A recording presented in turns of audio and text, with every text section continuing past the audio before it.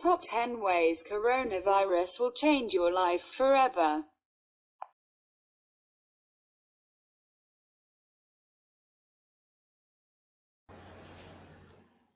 Before COVID-19, only 7% of American workers had the option to work from home.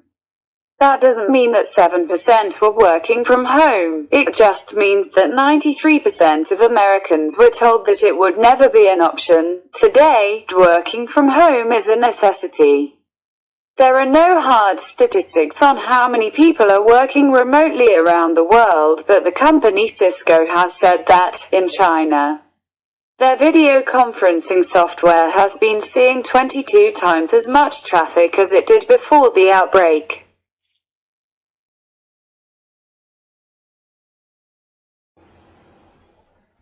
A few months ago, universal basic income seemed like a pipe dream. The idea of sending every person in a country a monthly check, even if they don't go to work, was starting to crop up on the odd campaign trail, but in most countries, it didn't sound like anything we'd see anytime soon. But for the next few months, it's going to be a reality. The United Kingdom has committed to paying 80% of its workers' salaries, while Denmark has offered to pay upward to 90%.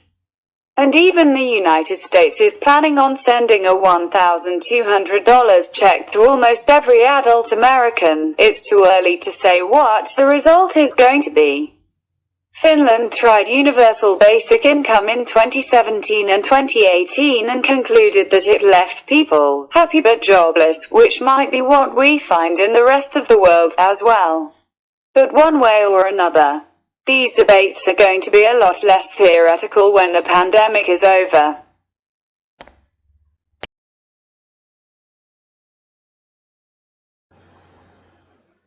One of the sectors COVID-19 has hit the hardest is manufacturing. Anyone working in a factory is an incredibly tough spot. Working remotely isn't an option when you work with your hands, but for some factories, neither is staying home. But for so-called lights-out factories that are operated entirely by robots, a disease isn't even a problem. Companies that use more automation are already doing better than those that rely on cramming human workers into a tightly packed factory. And companies are starting to notice. Kaja Robotics, for example, has said that they've seen a 25% increase in inquiries in the past 30 days alone. We can expect a lot of manufacturing companies to turn to automation to survive, and a lot of other companies, too. China has already started replacing delivery drivers with drones, and they're reporting that they're faster and safer than human workers.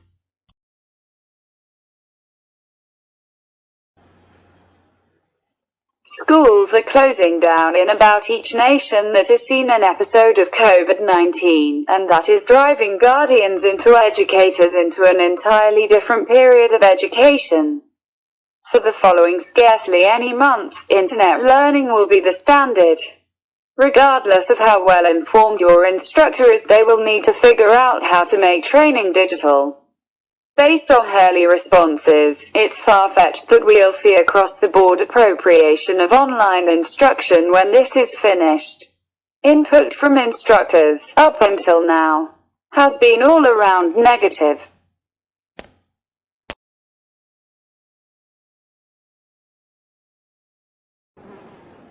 There are no libertarians in a pandemic, Meghan McCain has of late said. Regardless of whether that is something to be thankful for or not is up to discuss, yet fortunate or unfortunate, there's a great deal of motivation to accept that it's actual. Around the globe, individuals have been grasping huge government since the time COVID-19 started to spread. Socialist approaches are being executed all around the globe, even in nations drove by moderate and libertarian pioneers. The US government is anticipating burning through $1 trillion battling COVID-19, while the United Kingdom's Boris Johnson has said that there's no roof to the amount they'll spend. Big government's making a rebound, and in certain spots, It's in really outrageous ways the Israeli government has begun utilizing its KIN's wireless area information to recognize each and every individual who has interacted with a tainted patient. In the event that you've been close to them, you'll get a book advising you to isolate yourself right away.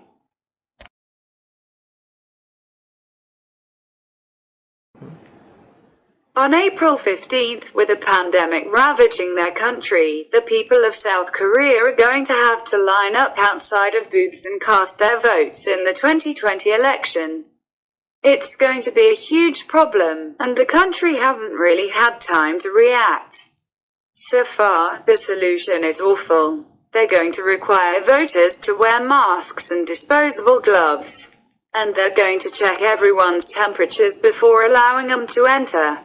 It's going to be a disaster. We can count on the voter turnout being abysmal. And it's going to be a wake-up call for the rest of the world.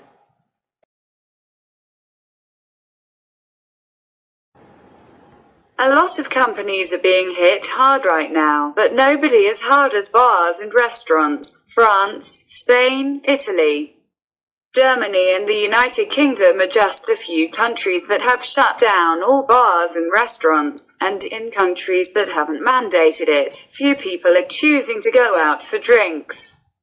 J.P. Morgan predicts that the average small business will only be able to survive 27 days of this before going bankrupt. Currently, about 50% of Americans work for small businesses. But when this is over, that percentage will probably be a lot lower.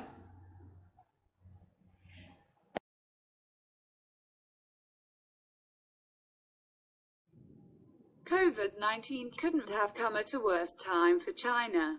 They were in the middle of a brutal trade war, and COVID-19 has made things a lot worse. Up until now, the world has relied on China as its manufacturing hub. They manufacture 20% of the world's goods, more than any other country on Earth, and they have an even bigger role in healthcare. 90% of America's antibiotics come from China. But as China has gone under quarantine and has struggled to keep up its pace, it's become increasingly clear just how dangerous it is to rely on a single location to supply the world. Right now, we really have no choice. We're going to have to start relying on other countries for manufacturing, and that's going to hurt China long after the pandemic is over.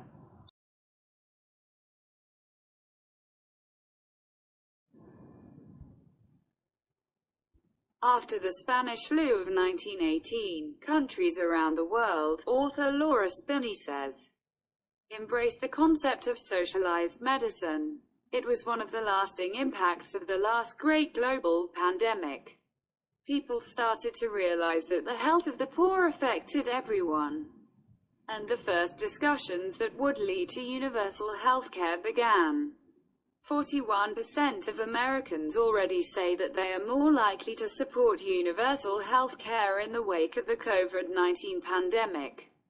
And policies seem to be pushing that way, too. The US has already pledged to let people get tested for the coronavirus free of charge, and some politicians are pushing to make treatment free, as well.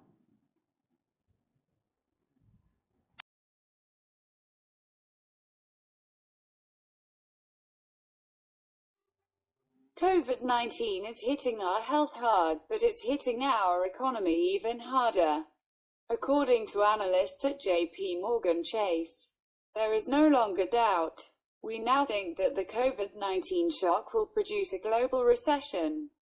A lot of people are going to lose their jobs. That analyst predicts that 400,000 Americans will become unemployed in the next few weeks alone. And before this is over, it could be even worse. Another analyst believes that, before this over, 7.4 million people in the leisure and hospitality industry will be unemployed.